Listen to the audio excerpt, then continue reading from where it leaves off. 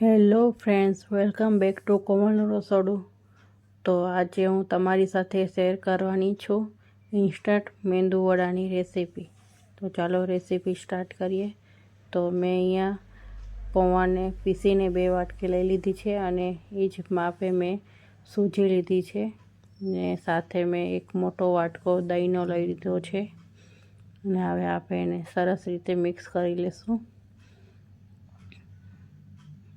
દહીં લોટ સાથે બરાબર મિક્સ થઈ જાય એટલે આપણે તેમાં જરૂર પ્રમાણે પાણી ઉમેરતા રહીશું અને સરસ હાર્ડ ડો બનાવી લેશું.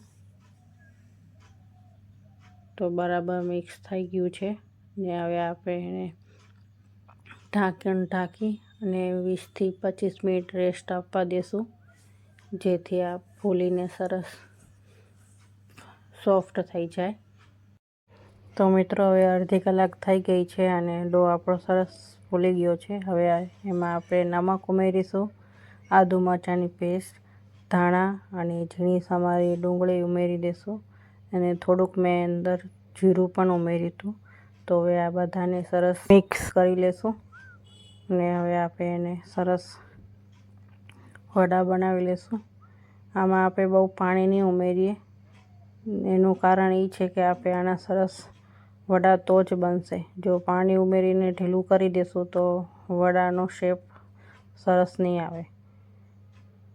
તો આ જો હાર્ડ ડો હોય એટલે સરસ મેંદુવડાનો શેપ આપણે આપી શકીએ.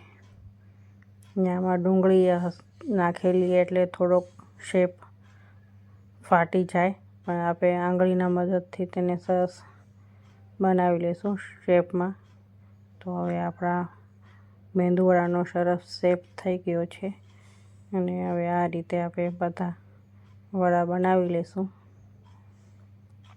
તો હવે આપણા બધા મેંદુવડા તૈયાર છે.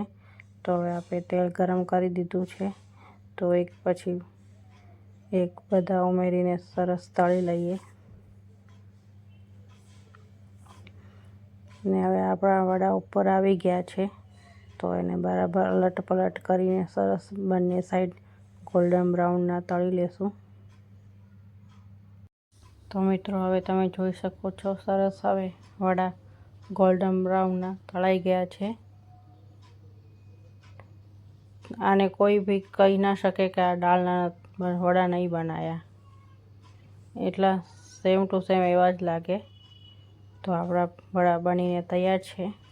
તો હવે તેલમાંથી કાઢી લઈએ ને અહીંયા મેં એક સર્વિંગ પ્લેટ લઈ લીધી છે અને અંદર વડા ગોઠવી દઈએ.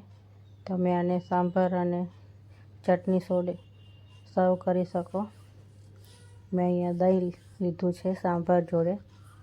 જો કેટલા અંદરથી સોફ્ટ બન્યા છે. તો મિત્રો, તમને આ રેસીપી કેવી લાગી કોમેન્ટ કરીને જરૂર જણાવજો. જો તમને અમારી આ રેસીપી ગમી હોય તો લાઈક કરજો, શેર કરજો અને સબસ્ક્રાઈબ કરજો. જય શ્રી કૃષ્ણ. આવજો.